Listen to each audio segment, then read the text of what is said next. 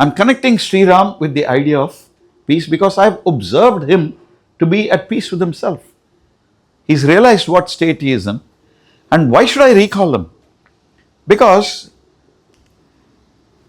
nobody wanted to take him as a research scholar. You know what it means to associate with a blind person as a research scholar. You can easily guess. There are serious challenges. But I found that my experience of interacting with Sri Ram was phenomenal. I learned a lot.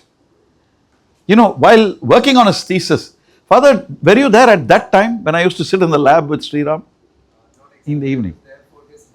Defense you were there. Okay, that means I was about to graduate. You know, we used to sit in a corner seat. His machine was there. Two research scholars are generally given a machine or 1-to-1.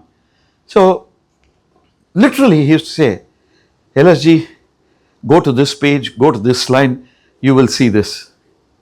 Can you imagine? And he was correct. Then I realized that nature has a beautiful way of compensating for a particular loss of something.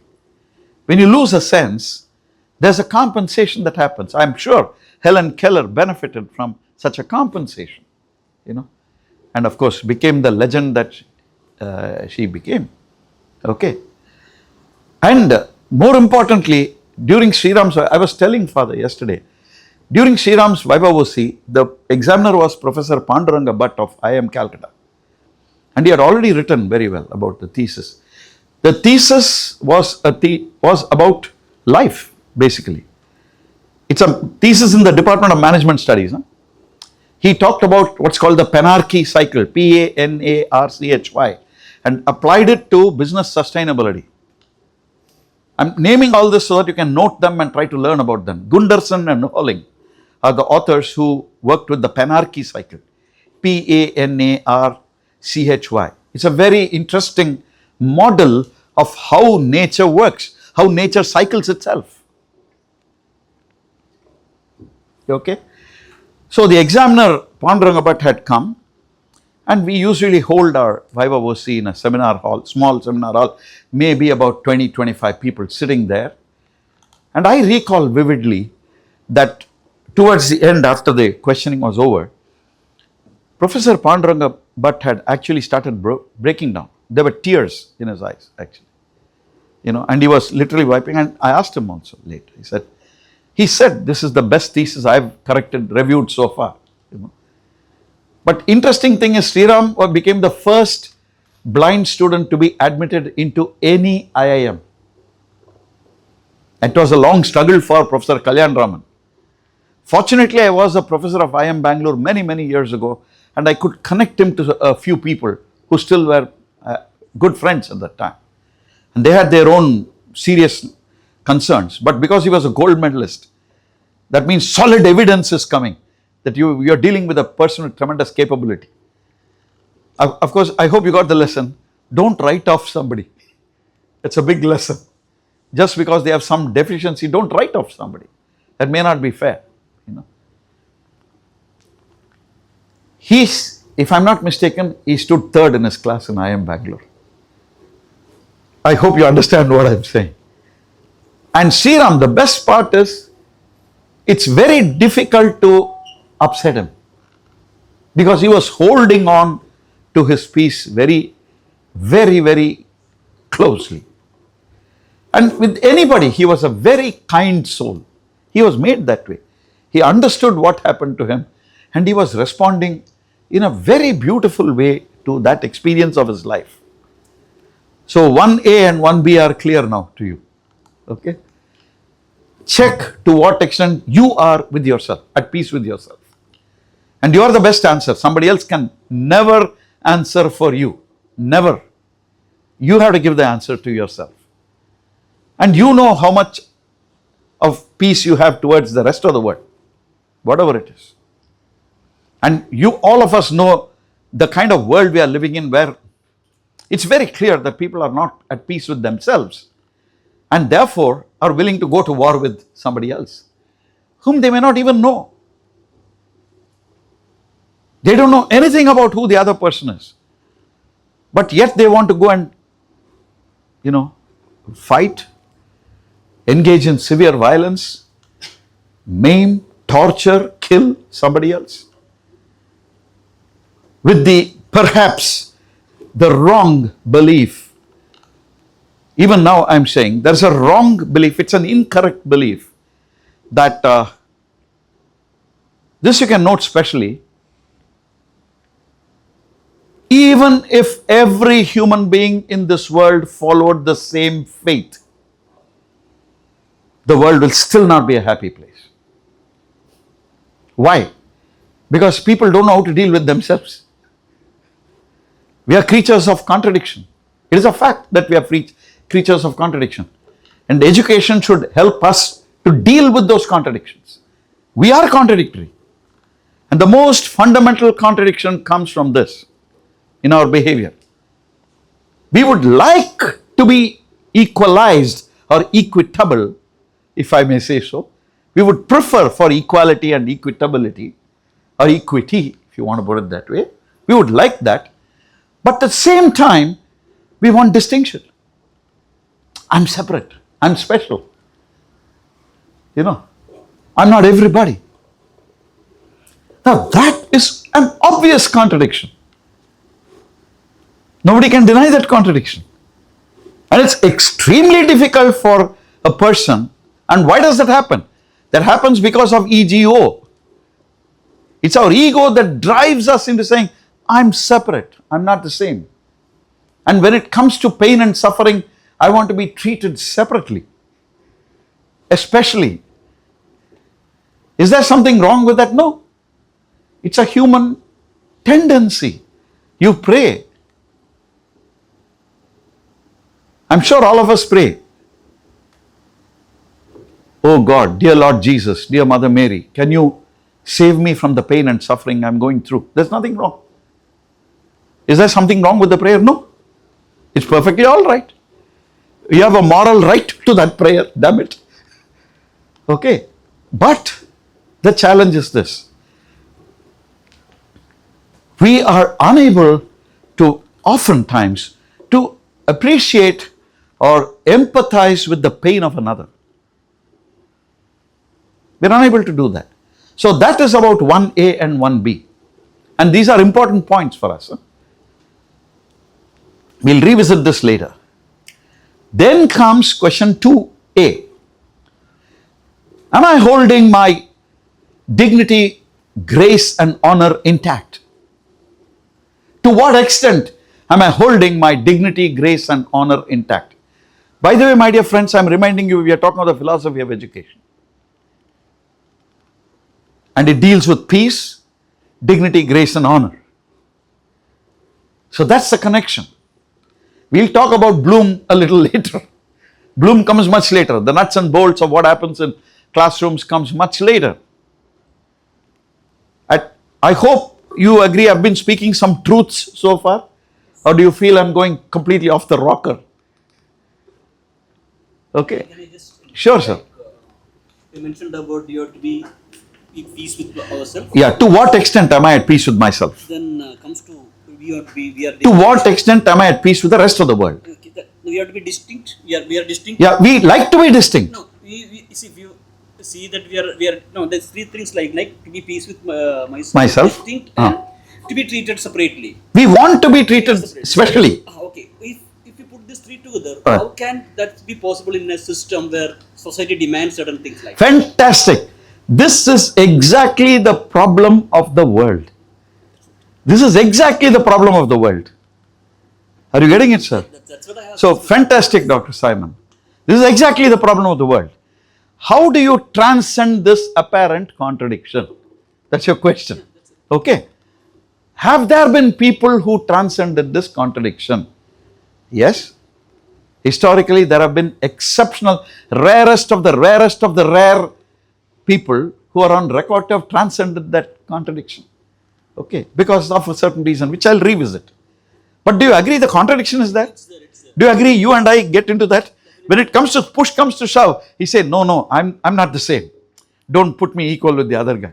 Are you understanding? This is very important, Dr. Simon. But when we preach, you go to the preamble of the Constitution. Am I right or wrong? So it's a visible contradiction deliberately created. Please note this, it's intentionally created. You cannot wish it away. Can we deal with it? I'll come to that, Dr. Simon, but much later. Because you've raised a very fundamental point. Okay. You can. Have I? No, I've not. Because I'm still going to, I'll come to 3A, then you will understand. So 2A is, to what extent am I holding my dignity, grace and honor intact? You can guess 2B. To what extent am I enabling others or supporting others to hold their dignity, grace and honor intact? They're very important. And I hope you agree that 2A and 2B could be the support for 1A and 1B. Do you agree, sir? Do you agree peace can follow if people are holding their dignity, grace and honor intact? Peace can follow. Okay. Am I clear? And all of us have an idea of what is meant by dignity, grace and honor. I don't need to explain. You don't need to go back to the dictionary. Okay. I hope I am clear. Now let's come to 3A. Now this is the part of the answer that we need, Dr. Simon. To what extent am I struggling with myself for fulfillment every moment of my life? I think now you can connect, Dr. Simon. You can begin to connect. Whether anybody likes it or not, human life involves struggle. You cannot say it does not involve struggle. If you permit me to slip into Tamil for a moment, I'm sure some of you can understand because the overlap between Tamil and Malayalam is quite strong actually. Okay. Andikkum, arasanukkum ore kashtam da. Do you understand? Who is an Andi? When do you refer to somebody Andi? Andi is sort of a person with nothing, no possessions. Okay. And usually spiritually oriented. Arasan is king. Arasan is king. Kashtam onnu da. Kashtam, you know. The difficulties are the same. At their level, they'll have their levels of struggle. Nobody is outside the struggle. Nobody is outside the struggle. And this is where our religions have come into their own way and have tried to address this challenge. By the way, I'm a very proud student from LKG to 11th standard. In my time, +2 was not there. I studied in Roman Catholic schools. Okay. Social, culturally, I belong to a Tam Bram family. And I'm open about it. I will never call myself a Brahmin because I've violated many rules of what it means to be a Brahmin. I have no business calling myself a Brahmin. I hope you understand this. It's a lie if I call myself a Brahmin. Okay. But am I a decent human being? Yeah, many people would say that. And I think I'm a decent human being, you know. Does it mean I don't fight with anybody? No, that's not true. There are occasions when I'll not let go. I'll fight. Okay. So this is very important. But that journey through Roman Catholic schools gave me a different worldview. A view with which I could appreciate almost infinite variety in this world. The variety is real. You cannot say no. It's right under your nose, everywhere. Okay. So, I hope there is a pointer to the answer in 3A. To what extent am I struggling with myself to find fulfillment every moment of my life? Now, this is connected with 2A and 1A and 1B. I hope you got it. Direct connection is there. Because you can't uphold your dignity, grace and honor without a struggle. It is impossible. Why? Ego. And that's why we say always the glory of education is to educate a young person to deal with himself or herself, to struggle with himself or herself. For what? For 1A, 1B, 2A, 2B. The clean logic is there. And I hope all of us agree logically that it is only in a peaceful world the struggle can be experienced in a honorable manner. The world is not peaceful. You are struggling for your own survival. Where does the other aspect come in? Imagine some innocent person in Gaza or in Israel. In fact, I'm going back to what I discussed with Father. You really want to solve the Palestine problem, you have to go back to Adam and Eve, damn it. You can't solve it current history. There's no way. And the moment one set of people, however large the population may be, says that the other set does not have a right to live, you're entering into a serious problem. It's a serious problem. Because logically, then the other set has the same right to say, you don't have a right to live. I hope you got the logic. And one set is deliberately saying, you don't have a right to live. And our goal is to exterminate you completely. Now, it's fundamentally flawed. It's fundamentally flawed. Okay? So the set that deliberately says it's our duty is to exterminate you has to reflect very seriously and struggle with themselves. Whether they are upholding their dignity, grace and honor intact, whether they are at peace with themselves first. Check. And as I told you, the answer to the question is inside you, not somebody else. How can somebody else say that you are not at peace with yourself? You have to observe that. If you don't observe yourself, how can somebody else come and live your life? It's not possible. In fact, here I must take you into a small anecdote connected with the Ramayana. It's very interesting. You may know, some of you may know this anecdote. Ratnakar was a bandit, a waylayer. Okay, and that was his livelihood. And according to the myth, by the way, my request to everybody is, myths and miracles are there in every religion.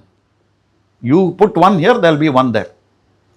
So don't go completely by that, but take the lesson. That's important. The lesson is important for us. Because we are here now on 17th of July, whatever time it is, here we are discussing. I hope all of you agree that right now we are experiencing our truth. Is this right or wrong? Right now we are experiencing our truth. Okay. So we will come to this. So sage Narada is supposed to have come down and he is having a conversation with Ratnakar. The conversation goes on and on until sage Narada asks and challenges Ratnakar, you check whether your spouse, her name is not told anywhere in the Ramayana. Okay, I wish I knew her name. Check with your spouse whether she will accept your karma. Karma. The fruits of karma is action. Whether she will accept your karma and therefore take on the karma palangal. That means the fruits of the action. So Ratnakar says, what the hell? She's my spouse. She's my...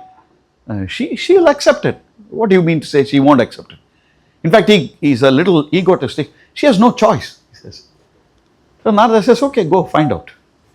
So Ratnakar goes home and asks his wife, nameless, Amma, will you accept my karma and my karma palangal? She says, Poda. You understand? What are you talking? Your life is different, my life is different. I can definitely be your spouse, that I participate in your life in all the ways that both of us can think of. But I cannot be you. You cannot be me. My karma is mine, your karma is yours. So sorry, I'm your spouse, all right. But this is where the boundary line is. You can't do a damn about it. Then Ratnakar transforms. That was Ratnakar's moment of truth. Ratnakar transforms into Valmiki, who wrote the Ramayana. Okay, rest is. By the way, I want to tell you openly, I don't care whether Rama lived or Krishna lived. I care for the lessons that were taught through those stories. They are important for us. In fact, I was mentioning to Father, I've been collecting a lot of information from the internet about various religions. And I'm seeing certain fundamental challenges. The challenge is we stick on to our religion and forget something called spirituality, which transcends religion. Okay. Now let's come to this. In fact, there are huge essays and even videos on that Jesus never existed. Lord Jesus never existed. That Jesus is a myth. I can show you. Now you ask me, do you agree with it? I said no. I'm not going to talk about that because I know what I've gone through in my life. I know how many times my prayers were answered by either Lord Jesus or Mother Mary. I don't care who it is. For me, there is something which is answering my prayers. I am limited and I know that that is unlimited in my belief system. So I accept it gracefully. That's all. Finished. So don't care about myths and all. They're total crap. Okay. Care about the truth that we live. That's what makes us more human as we live along. Okay. Come to that. 3B, you can guess. To what extent am I facilitating or supporting or enabling others to struggle with themselves for their fulfillment in their life? Now this takes you to a very important concept or an underlying principle, a noble principle in human life called sacrifice. And sacrifice is always not towards others. In fact, please let us recall that even in the noblest of Christian traditions, we do say that Lord Jesus sacrificed his life for the sake of all, to take the sins of all. If I'm wrong, please correct me. And a burden. It's like my yes or no questions, basically. It is yes and no. It's a joy, it's a burden. There are conditions under which we experience life as a joy. There are conditions under which, oh, why the hell is this happening to me? Okay. But I'm not sure how many times concurrently we experience joy and struggle. I'm not sure.